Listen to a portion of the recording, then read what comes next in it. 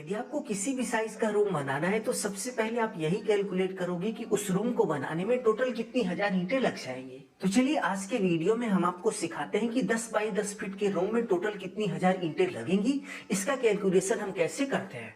यदि आपने कैलकुलेशन करना सीख लिया कि 10 बाई 10 फीट के रूम में टोटल कितनी हजार ईंटें लगेंगी, तो आप दुनिया में किसी भी साइज के रूम को बनाने से पहले ही कैलकुलेट करके बता दोगे कि इस रूम को बनाने में इतनी हजार ईंटें लग जाएंगी। तो सबसे पहले आपको पता होना चाहिए कि जो रूम आप बनाने वाले हो उसके दीवार की थिकनेस यानी कि मोटाई क्या होगी। तो आप देख सकते हैं कि ये हमारा 10 फीट बाई 10 फीट का रूम है और इस रूम के प्रत्येक दीवार की जो थिकनेस है यानी कि मोटाई है वो 9 इंच है। सेकेंड पॉइंट की बात करें तो आप देख सकते हैं कि दीवार को जोड़ते समय कुछ इस तरीके से मोर्टार यानी कि मसाला लगाया जाता है। तो इस मसाले को जोड़ते समय मसाले की जो थिकनेस है वो 1 सेंटीमीटर रखते हैं, बट 1 सेंटीमीटर को आपको इंच में कन्वर्ट कर लेना है। तो 1 सेंटीमीटर को जब आप इंच में कन्वर्ट करोगे तो 0.394 इंच आ जाएगा। ठीक है। नेक्स्ट स्टेप में सबसे पहले आपको दीवार का एरिया निकालना है। तो आप देख सकते हैं कि ये हमारा 10 फीट बाई 10 फीट का रूम है। इसमें टोटल 4 दीवारें हैं। ठीक है। तो पहली दीवार का हम एरिया निकालेंगे। तो सबसे पहले आपको वॉल 1 एरिया यानी कि पहली दीवार का एरिया निकाल लेना है। तो दीवार का एरिया निकालने का फॉर्मूला होता है कि दीवार की लंबाई इंटू दीवार की ऊंचाई। तो आप देख सकते हैं कि यहाँ पर दीवार की जो लंबाई है वो 10 फीट है, इसलिए हमने यहाँ पर 10 फीट लिखा, इंटू दीवार की जो ऊंचाई है वो भी 10 फीट है, तो इसलिए हमने यहाँ पर 10 फीट लिखा है। तो इन दोनों का गुणा करने के बाद 100 स्क्वायर फीट आएगा, यानी कि टोटल दीवार का जो एरिया है वो 100 स्क्वायर फीट हो गया। इसी तरीके से आप देख सकते हैं कि इस रूम में टोटल 3 दीवारें और हैं। ठीक है। और सभी का साइज सेम टू सेम है, यानी कि 10 फीट बाई 10 फीट सभी का साइज है। तो एक एक करके हम दूसरी, तीसरी और चौथी दीवार का एरिया निकाल लेंगे। तो दूसरी दीवार का जो एरिया है दीवार की लंबाई इंटू दीवार की ऊंचाई, तो दोनों का गुणा करने के बाद 100 स्क्वायर फीट आएगा। इसी तरीके से तीसरी दीवार का भी एरिया निकालने के बाद 100 स्क्वायर फीट आएगा और चौथी दीवार का एरिया निकालने के बाद भी 100 स्क्वायर फीट आएगा। तो यहाँ पर हमने चारों दीवारों का एरिया निकाल लिया। एरिया निकालने के बाद टोटल हमें कर देना है, यानी कि चारों दीवारों का एरिया हमें जोड़ देना है। तो यहाँ पर यदि हम चारों दीवारों का एरिया जोड़ देंगे तो प्रत्येक दीवार का जो एरिया है वो 100 स्क्वायर फीट है और टोटल 4 दीवारें हैं, तो इसलिए यहाँ पर टोटल सभी दीवारों का जो एरिया है वो 400 स्क्वायर फीट हो गया, यानी कि 400 स्क्वायर फीट हो गया। तो सभी दीवारों का एरिया निकालने के बाद नेक्स्ट स्टेप में आपको डोर और विंडो यानी कि दरवाजा और खिड़की का एरिया निकालना पड़ेगा। तो आप देख सकते हैं कि इस रूम में एक दरवाजा है और एक खिड़की है। तो सबसे पहले डोर एरिया की बात करें तो यहाँ पर डोर का जो साइज है वो 3 फीट बाई 6 फीट है। 3 फीट इसकी ब्रेथ यानी कि चौड़ाई है और 6 फीट इसकी ऊंचाई है। तो दोनों का गुणा करने के बाद 18 स्क्वायर फीट आया, यानी कि 18 स्क्वायर फीट आ गया। इसी तरीके से इस रूम में एक विंडो है यानी कि एक खिड़की है। इस खिड़की का एरिया हमें निकाल लेना होगा। तो यहाँ पर खिड़की का जो साइज है वो 4 फीट बाई 5 फीट है। तो 4 बाई 5 का हम गुणा कर लेंगे तो 20 स्क्वायर फीट आया, यानी कि इस विंडो का जो टोटल एरिया हुआ वो 20 स्क्वायर फीट हो गया। तो डोर का जो टोटल एरिया 18 फीट और विंडो का टोटल एरिया 20 फीट, दोनों को ऐड करने के बाद आप देख सकते हैं कि 38 स्क्वायर फीट आ गया। तो इसका मतलब ये हुआ कि 38 स्क्वायर फीट के एरिया में ब्रिक यानी कि ईंट नहीं लगेगी, क्योंकि जहां पर दरवाजा खिड़की होगा तो जाहिर सी बात है कि वहां पर ईंट नहीं लगाई जाएगी, इसलिए ये एरिया हम माइनस कर देंगे। तो यहाँ पर जैसा कि हमने आपको निकाल कर दिखाया था कि हमने सभी दीवार का एरिया निकाल लिया था, बट उसमें से जो दरवाजा और खिड़की है इसको माइनस नहीं किया था। तो नेक्स्ट स्टेप में आप देख सकते हैं कि हम ब्रिक वर्क एरिया यानी कि जितने एरिया में केवल ब्रिक लगनी है यानी कि ईंट लगनी है उसका एरिया निकालेंगे। तो रूम के जितने एरिया में ब्रिक लगनी है उसको निकालने का एक फॉर्मूला होता है WA, यानी कि वॉल का total area minus DWA। D का मतलब डोर हो गया, W का मतलब विंडो हो गया। डोर और विंडो का एरिया हमें माइनस कर देना पड़ेगा। तो आप देख सकते हैं कि यहाँ पर दीवार के यानी कि सभी दीवार के जो रूम में चारों दीवारें हैं सभी का एरिया हमने 400 स्क्वायर फीट निकाला था। तो यहाँ पर हमने 400 लिख दिया माइनस DWA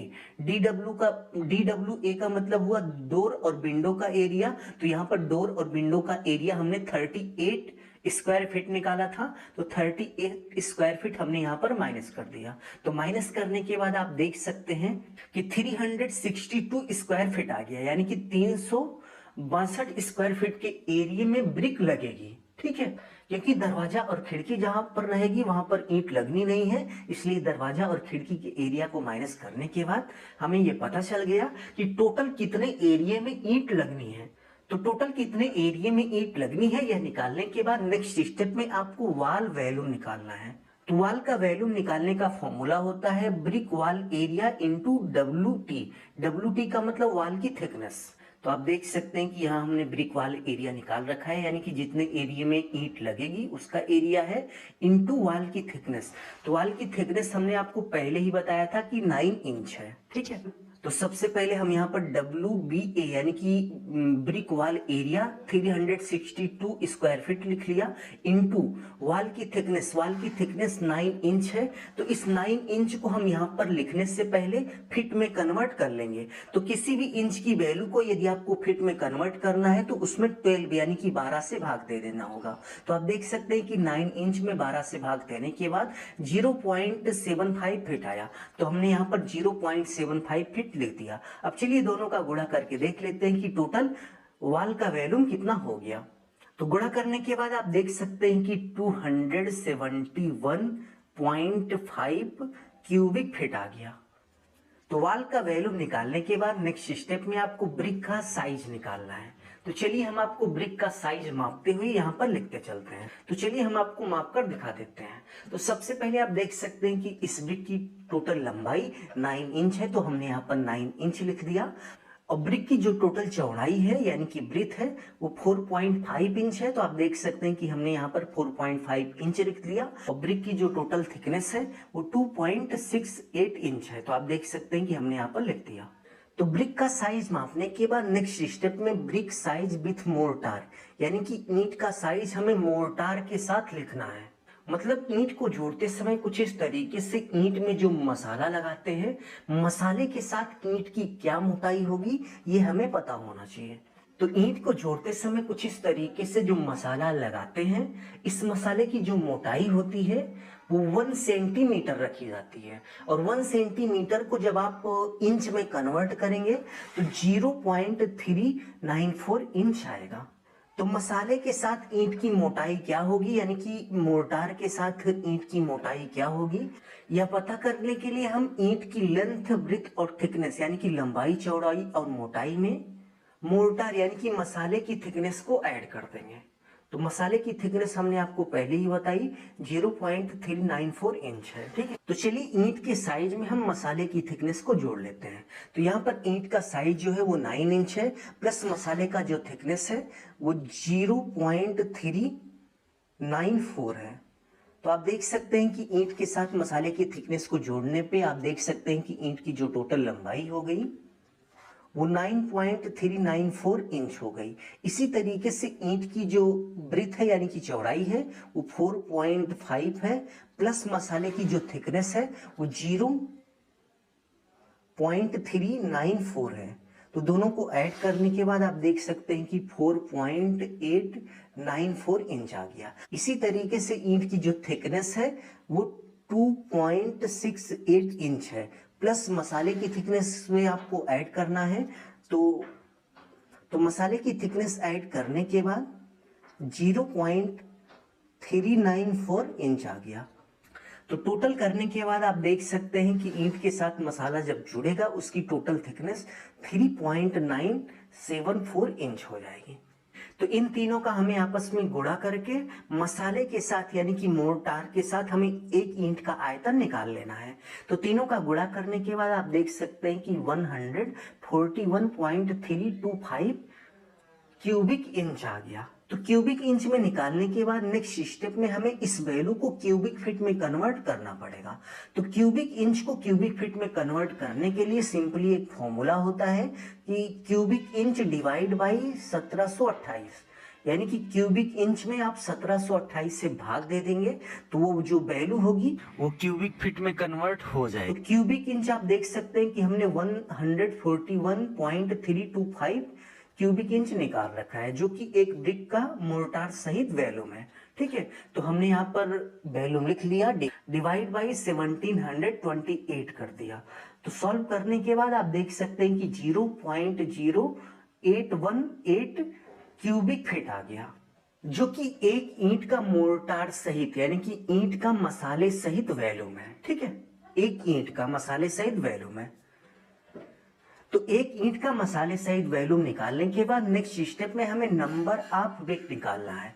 तो नंबर ऑफ ब्रिक निकालने का एक फॉर्मूला होता है WV यानी कि टोटल वॉल का वैल्यूम डिवाइड बाई 1BV यानी कि 1 ब्रिक का वैल्यूम। तो चलिए इसी फॉर्मूले पर हम सभी वैल्यू को रख देते हैं, तो हमें पता चल जाएगा कि टोटल 10 बाई 10 फीट के रूम को बनाने में कितनी हजार ईंटें लग जाएंगी। तो सबसे पहले WVV यानी कि वाल का वैल्यूम, तो आप देख सकते हैं कि हमने यहाँ पर वाल का वैल्यूम आपको निकाल के दिखाया था, जो कि 271.5 क्यूबिक फीट आया था। तो इसको हमने यहाँ पर लिख लिया, डिवाइड बाई 1BV यानी कि एक ब्रिक का वैल्यूम। तो 1 ब्रिक का वैल्यूम आप देख सकते हैं कि मोर्टार सहित हमने यहाँ पर निकाला है, जो कि 0.0818 क्यूबिक फीट आया। तो चलिए इस वैल्यू को हम सॉल्व कर लेते हैं, तो हमें पता चल जाएगा कि टोटल 10 बाई 10 फीट के रूम को बनाने में कितनी हजार ईंटें लग जाएंगी। तो सॉल्व करने के बाद आप देख सकते हैं कि टोटल 3319 ईंटें लग गई। बट आप देख सकते हैं कि ईंट को जोड़ते समय ईंट को तोड़ तोड़ कर जोड़ा जाता है, और इसके साथ साथ ईंट को लाते समय कुछ ईंटें टूट जाती हैं जिसका उपयोग नहीं हो पाता, और इसके साथ साथ कुछ ईंटों की जो डायमेंशन होती है यानी कि उनकी लंबाई चौड़ाई और ऊंचाई कुछ छोटी होती है। ऐसे में जितनी ईंट की हमें जरूरत है उससे 10% ईंट आप ज्यादा खरीदेंगे, तभी आपका वर्क पूरा होगा, और वर्क पूरा होने में ईंट की कमी नहीं होगी। तो ऐसे में कैलकुलेट करने के बाद आप देख सकते हैं कि यहाँ पर आया है कि 10 बाई 10 फीट के रूम को बनाने में चारों दीवारों में 3319 ईंटें लग जाएंगी। तो इसका 10% हमें ज्यादा ईंट खरीदना है। तो 10% हम जब ज्यादा ईंट खरीद लेंगे तो हमारी सारी जरूरत उसी में पूरी हो जाएगी और कुछ ईंट बच भी जाएगी। तो इसका 10% निकालने के लिए सिंपली जितनी ईंट आई उसके सामने आप 10 से गुणा करके 100 से भाग दे देंगे। तो 10 से गुणा करने के बाद 100 से हमने भाग दे दिया, तो आप देख सकते हैं कि 331 आया, प्लस जितनी ईंटें कैलकुलेट करने पे आई थी उसको आप जोड़ देंगे। तो टोटल आप देख सकते हैं कि 3319 ईंटें आई थी, तो इसको हम जोड़ देंगे 3319। तो आप देख सकते हैं कि 3650 ईंटें आ गई। तो यदि आप 3650 ईंटें खरीद लेंगे तो 10 फीट बाई 10 फीट के रूम को बनाने के लिए ये पर्याप्त होंगी, यानी कि रूम बनकर तैयार भी हो जाएगा और 10-15 ईंटें बच भी जाएंगी। सो उम्मीद है आपको बहुत ही अच्छे से समझ में आ गया होगा कि किसी भी रूम में कितनी ईंटें लगेंगी, इसका कैलकुलेशन हम किस तरीके से करते हैं। यदि आपको वीडियो अच्छा लगा तो प्लीज वीडियो को लाइक कर लीजिए, अपना ख्याल रखिए और अपने मम्मी पापा का अपने से भी ज्यादा ख्याल रखिए। इसी भाव के साथ आप सभी से विदा लेते हैं। धन्यवाद।